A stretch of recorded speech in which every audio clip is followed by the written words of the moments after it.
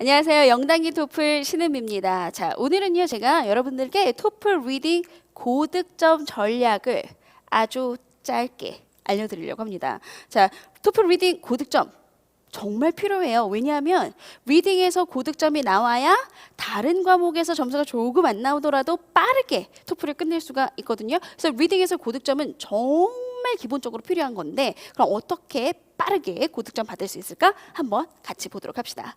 자, 기본적으로 우리가 이런 길을 높이 가는데 토플 리딩에 대한 이해를 좀 하셨으면 좋겠어요.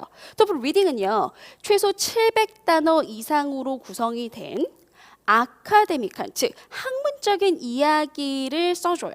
그리고 그 학문적인 이야기를 잘 읽고 그 학문적인 이야기에 대해서 이해를 했는지를 검증하고자 하는 게 토플 리딩 시험의 가장 중요한 띠입니다.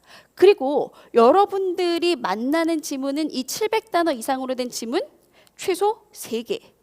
그리고 문제까지 같이 있게 되니까 실제 시험에서 만나는 지문은 사실은 한 5,000단어 정도를 읽게 되실 거예요. 그러면 이 5,000단어 어떻게 내가 잘 읽고 해석해서 문제를 풀 것인가?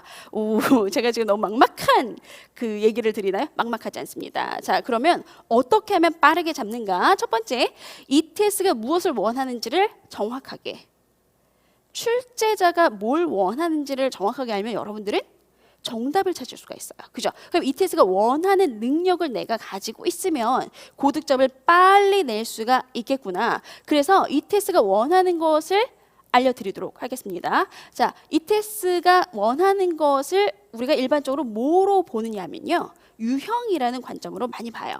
근데 토플 문제 유형은 정확하게 말씀드리면 10개의 문제 유형으로 구성이 됩니다. Fact, Negative Fact, Inference, Vocabulary Reference, 주르륵 이렇게 다양하게 10가지의 문제 유형이 있어요. 그리고 많은 경우에 이 10가지의 문제 유형을 가지고 여러분들이 연습을 하시죠. 정말 열심히. 아, 이 문제는 팩트야. 이렇게 접근하면 되겠어. 그런데 중요한 건 뭐냐면요, 당장 시험장에 가면 10가지를 파악할 시간이 별로 없다는 거예요. 너무 복잡해요. 이 문장이 지금 팩토로 나왔는지 인포로 나왔는지 확인하기가 힘든 문제들도 많이 있어요. 그죠? 그러면 10가지의 유형으로 접근하는 거는 크게 의미가 없을 수 있다. 그리고 실제 시험에서는 아무 생각 없이 문제를 접근해서 풀고 올 수 있구나. 그러면 어떻게 해야 될까? 자, 단 3가지로 문제 유형을 축약을 해드리도록 하겠습니다. 자, 저랑 이제 같이 공부를 하시면요, 제가 손가락으로 이렇게 막 얘기하면서 가는데 3개, 4개 이상 그렇게 많이 올라가지 않을 거예요. 굉장히 단순화시켜서 알려드릴 거예요. 자, 3가지 문제 유형입니다. 첫 번째, 주제 찾기 문제예요. 중심 내용이 뭐지? 중심 내용 좀 요약해봐. 주제 찾기 문제. 두 번째, 구성 문제예요. 이 글의 흐름이 어떻게 되고 있는가? 세 번째, 세부사항 문제. 글의 구문의 특성을 이용을 해서 세부 정보를 파악하세요. 이렇게 3가지의 문제 유형으로 나뉘어집니다. 10개로 나누지 마세요. 3가지로 나뉘어질 거예요. 자, 그러면 첫 번째, 주제 찾기 문제는 무엇일까? 여기에 해당하는 문제 유형들을 축약, rhetorical purpose, summary, category chart 등이 속하는데요. 딱 보시면 전부 다 유형이 명확하게 나오는 유형이에요. 자, 제가 여러분들한테 수업하면서 이제 문제를 또 이 10가지를 가지고 2가지로 나눠요. 해석을 필요로 하는 문제와 문제 유형으로 접근해야 되는 것. 요 주제 찾기 문제들은 전부 다 유형으로 접근하는 문제들인데요. 자, 유형으로 접근하는 이 문제들은 기본은 딱 요거 한 가지예요. 주제만 찾으면 돼요. 그러니까 예시라든가 부연 구문 등과 같은 추가 구문은 과감히 삭제하시는 거예요. 이 지문에서 서머리 문제를 풀기 위해서 나는 문장을 다 읽어요, 지문을 다 읽어요, 바보 같은 짓이에요. 다 읽는 게 아니라 서머리 문제를 풀 때는 문단의 앞을 보시는 거고요, 축약 문제를 풀 때는 주절의 내용을 보시는 거예요. 그래서 문제가 원하는 포인트가 무엇인가에 따라서 글을 읽는 방식이 다르다라는 거 기억하시고, 자, 그 다음에 구성보기 문제. 구성보기 문제에 속하는 건 대표적인 문제들은 rhetorical purpose, insertion, 그리고 네거티브 팩트가 구성에 속합니다. 네거티브 팩트는 물론 디테일 보기 문제로도 들어가기도 하고 주제 찾기로 들어가기도 해요. 그래서 네거티브는 약간 여러분들이 정말 문제 푸는 방식을 알고 계셔야 되는데요. 자, 구성 보기 문제들은 어떤 걸 포인트로 잡는 문제냐면 글의 접속사, 부사, 그리고 문장 부호를 이용하는 문제들이에요. 지문을 봤는데 however가 있어요. 그러면 앞쪽 내용이랑 뒤쪽 내용은 두 개가 분리가 되겠구나. 지문을 읽었는데 initially라는 단어가 나왔어요. 그러면 원래는 이란 얘기를 했으니까 뒤에 가서는 나중에는, 지금은 이라고 내용이 변경이 되겠구나. 그리고 문장 부호. 이 사람이 지금 세미콜론을 찍어 주었으니까 앞쪽 내용이랑 뒤쪽 내용은 분리를 하려고 하는 거야. 이런 것들을 보는 문제들이 바로 구성보기 문제 유형이다. 그래서 여러분들이 이 문제를 딱 보고 얘는 접속사를 써야겠구나. 얘는 주제를 읽어야겠구나. 이런 것들을 확실하게 세 가지로 나눠서 보시겠다는 얘기예요. 자, 마지막으로 시험 문제에서 가장 많이 나오는 세부사항 문제인데요. 자, 세부사항 문제들은 이렇게 다양하게 있어요. 이 세부사항 문제들은 기본적으로는 해석 문제예요. 자, 해석 문제들을 푸실 때는 뭘 이용하시는 거냐면요. 구문적인 특성을 이용하셔야 돼요. 구문이라 하는 걸 뭘 말해주는 거냐면요. 지문을 읽었을 때 지문에서 as로 시작하는 원인 구문이 등장을 해줘요.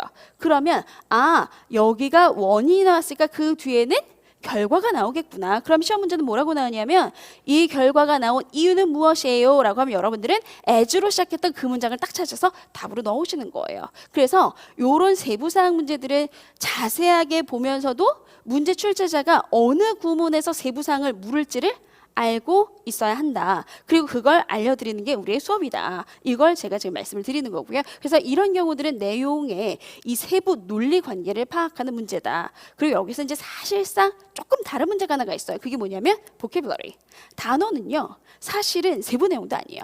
읽는 문제도 아니에요. 단어 문제는 무조건 암기해서 가기 전에, 시험장에 가기 전에 무조건 암기했다가 1초 하나씩 탁탁탁탁 풀고 나가는 문제예요. 그래서 고득점 받을 때는 일단 단어를 기본으로 하셔야 되고, 단어는 0단계 토플 보캐블러리 보시면 시험에 나왔던 단어들 전부 다 들어가 있어요. 그래서 여러분들은 우리가 이렇게 정리해 드리는 것만 잘 따라오시면 고득점 금방 받을 수 있습니다. 자, 이제 여기에서 이제 주의사항을 하나를 드릴게요.